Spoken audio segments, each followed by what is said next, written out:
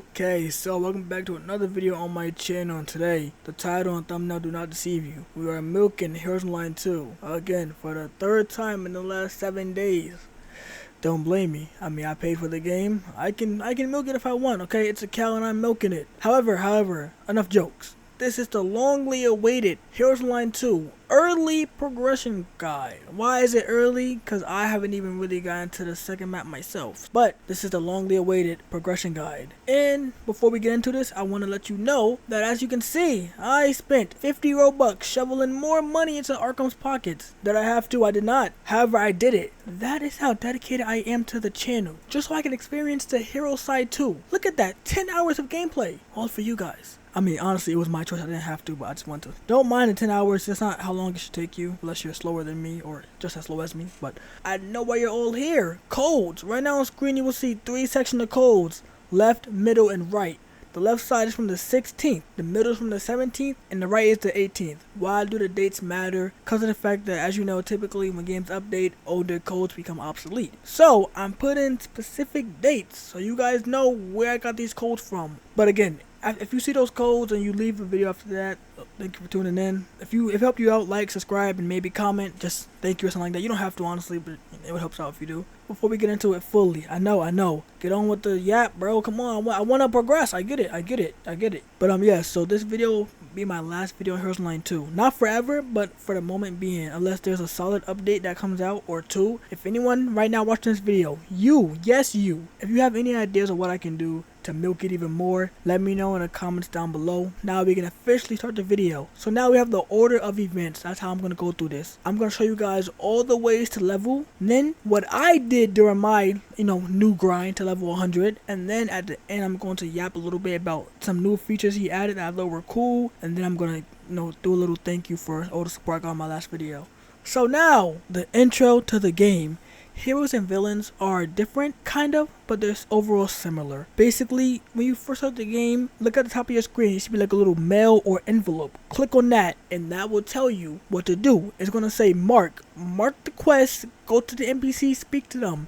Make sure you read it. Now, I'm not trying to call nobody out. I'm calling myself out, because I already did it once, so I skipped past it, and I was confused sometimes. Like, wait, what happened? I'm like, wait, hold on, what? But it's because I didn't read, I just skipped through it. So read it, right? Try to interpret it. Then, after that, there are 6 ways to level up in total. You have quest, mail quest, world events, team battles, raids, and achievements, right? Now, honing in on the quest itself. Once you reach level 8, you get to use the quest board, which is basically a board of quests, so you can like choose which one you want. And also, I want to say for those quest board quests, as you level up, amount of XP you get from the quest will gradually increase. Some quests are also more rewarding than other quests. So when you click on the quest board and you see how much it gives you, if you don't like it, cancel it, click a new one and see if you like it more. That's what I was doing. After that, you have escort. That's one of the quests where basically you're walking an NPC to one location. You have patrol. You go around with one NPC, taking down opposing NPCs. Then you have rescue. You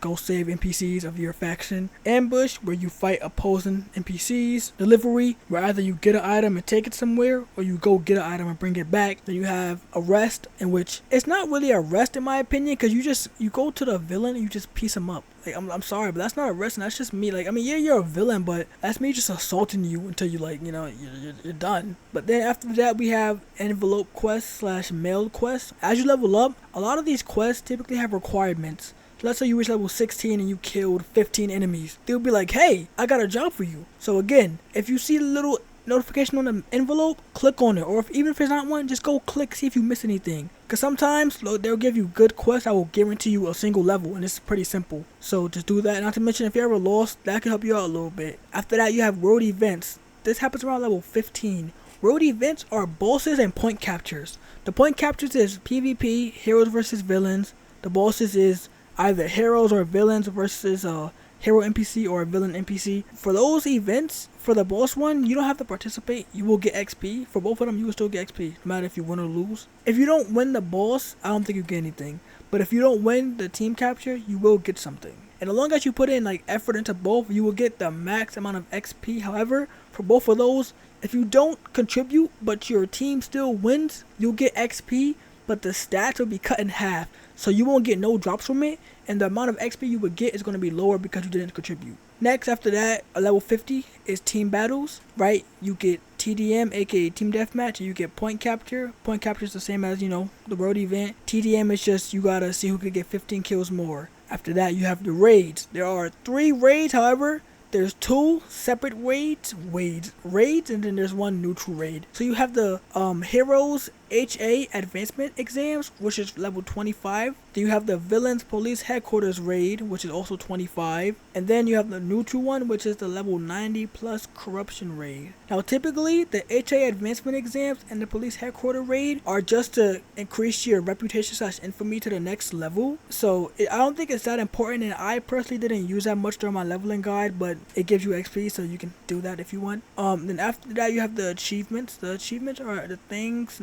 It's like the little star thingy, which are like little tasks you can do, like break 20 trees, use your quirk 16 times or whatever. It's honestly free levels, and if you look at what it gives you, some gives you levels, yen, spins, modifiers. It's honestly really good to grind a little bit. Now we're going to go into how I did it. So from level 0 to 8, I mainly did the mail quest, aka the envelope at the top. I just spammed those. At the beginning, you get a lot. Like as you get further in, it dies down. But at the beginning, you get like so much to where you can just only do those, and you will get like level 10, I think. Then from level 8 to 15, I started spamming, same the mail quest, but also I started mainly doing the quest board. Yeah, it gets repetitive, but I was just just going at it. In these games, in these like bandit beater games, you already know you're gonna be in for like a kind of a tedious type of grind, so just fight through it. Next, you get to level 15 to 23. At 15, you get the world events, aka point captures and bosses. So during that, from 15 to 23, I was mainly just spamming quest board and the world events. I always try to participate on the world events because when you're a lower level, for a while it is a guaranteed level up. Then you get to level 25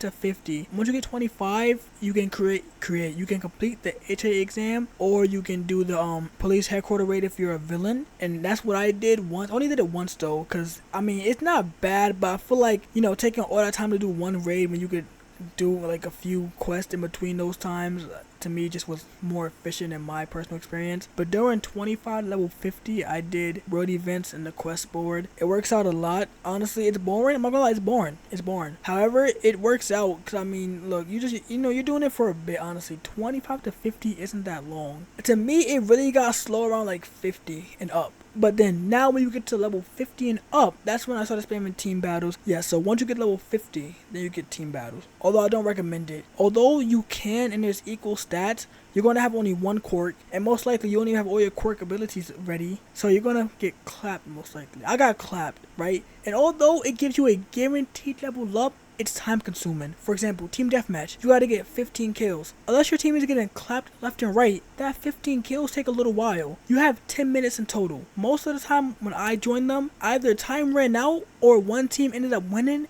at like 2 minutes. In that amount of time, you can do like 2 or 3 quest board quests. So in my personal opinion, unless you have like a good team that's goated, it's not the most efficient. However, it is guaranteed level up, plus you get guaranteed battle pass level up too. So you get some battle pass items. You get spins, money, modifiers, essences. So it's kind of a plus because you're getting items and stuff. So take that how you want to take it. And then from 50 and up, once you get to level 90, you can do the corruption raid, which I recommend doing it. You get items, you get XP, you get spins and all that, so it's pretty good. Especially since you're about to get your dual quirk, so you want to start stacking up on spins and all that most you can. Then boom, you made it. You get to level 100, right? Now you're thinking, all right, chop YouTuber boy, how do I get my second quirk? I don't care about your progression no more. I made it to the end. I want my second quirk. What do I do? Alright, so when you get level 100, you gotta do a few things. One, you need an iron pickaxe and an iron axe. Now, you don't really need an iron axe, but might as well just buy one, right? It's a store. I'm gonna put a picture on how the store looks on the inside because I have no idea where it's at. I keep forgetting. But yeah, so after you buy the pickaxe and the axe, go to any tree, chop it down, boom, you got a log. That's all you need. Then collect gold. So if you go to HA, behind it, there's this little cave. You go in there, you go to the left, you'll see it on screen right now. There'll be gold ore. You mine that with your iron pickaxe, right? You want to get 10 of those ores. Why 10? Because you need to craft 2 gold bars, but you need 5 gold ore for it. So after you get your, your gold ore, you go either to the hero base or the villain base, or you go to the construction site because there is a crafting area there. You go to the crafting area and you proceed to put the 5 ore into the thing, press craft, boom, you get 1 gold bar. Do it again with the other 5 you got. Like I said, get 10. Boom, now you got 2 gold bars. Then you go in there again, put 2 gold bars, put 1 log, craft, you now have a gold pickaxe. Nice and simple. I hope it's simple. I'm sorry, I don't typically do like guides like this, so it's kind of different for me, and I'm doing like a voiceover instead of like actual gameplay. So yeah, I hope this is working out. But yes, after you get your golden pickaxe, you want to go to where the corruption raid is, right? Don't go on it, but in front of it. Like if you go right in front of it, to the left on the floor, there's a hole. You will see it on screen right now where I'm talking about, but there is a hole right there. You jump down, you go a little forward, you go to the right, there's a hole to your right. Go in that hole, you will see a doctor. Speak to the doctor, get the quest. There will be enemies down there to attack you, so if you want, bring a friend, or if you're goated, prepare to fight, right? So after you grab the quest, make sure you have your gold pickaxe equipped. You go to the little panel thing, do the little mini game thing where you gotta press engage on the red bar, right? Very simple. It opens up, you're gonna see 3 rocks. They're fusion rocks, or fusion ore rocks. Mine those. Make sure you end up with 3. You need 3. You will see on the side of the screen, the quest will say you need 3. Mine the 3 rocks. Make sure you have 3 ores. Go back to the doctor, interact with him. Boom! After that, go to the main menu and you unlock your second quirk. I hope that my explanation is pretty good. I'm sorry, I don't know how it's going to come out. I'm going to try to make it my best. I don't typically do this, but once you get there, you are at your level 100 and you can spin. Hopefully you aren't like me. Look at my character. I got gravity and mind control. I don't mind gravity. Gravity is actually goated in my opinion. Mind control isn't bad, but I don't want mind control right now. So I'm mad. I had like 80 spins, and look where I ended at, mind control. But now we are at the end of the video, in which I now want to say thank you for what? Let me pull over my screen with my second monitor real quick. Boom, right here, right? Let me refresh it. Any new growth? I think it went up. Hey views, I think it went up, yeah. But yes, look at this, right? My video, right? Look. No promotion. I didn't post this on TikTok. I didn't post it on Instagram. I didn't make a short to promote it. All I did was post this one video, and wrong button. And look at what you guys did, right? 1.4 thousand views, even though it says I have like 1.3k, right? You can see it's 1.3k, but 1.4k views, 28 hours of watch time, plus 10 subscribers on this video alone. I just want to say thank you so much for honestly the growth that I'm getting. Like, I mean, like it's amazing. I didn't expect this. That's why it makes it amazing, Real quick before I go, I wanted to show off one more thing. Arkham made a few updates. I want to show off two things. One, combat passive. It's a new powerless combat thing where now if you have no quirk, you get a little stat boost, which is cool because now you can be quirkless, not just be completely weak. There's a few changes, but right here another cool one. Added landmarks. Basically now top of your screen is like a little like waypoint icon. You can click on it and it will now reveal the location of important locations. And if you played this game without that, you know how horrible it is to find things. Kill credit I thought was really cool too. AK, if you kill an enemy or a boss or an NPC boss or whatever, it will now show you killed escape criminal. I think that's cool too. You can pause and you can read all this if you want. Up here it was mainly just no, it wasn't that one. It was right here, right? Yeah, right here. For us copy users, now we can actually copy bosses and friendly players via your party or team battles or events. If you are unaware, before we couldn't copy the skills like the bosses. So if you have copy and you was fighting a boss, you either had to copy your skill beforehand or you just had to fight the boss whatever you had. 2, friendly players. Now instead of having to attack your homie to get a skill, you can now copy it via the party or team battles or events by just using the copy and swipe button. I think that's really cool. But again, thank you for watching my video. Like, subscribe, and comment. I'll catch you guys on my next video.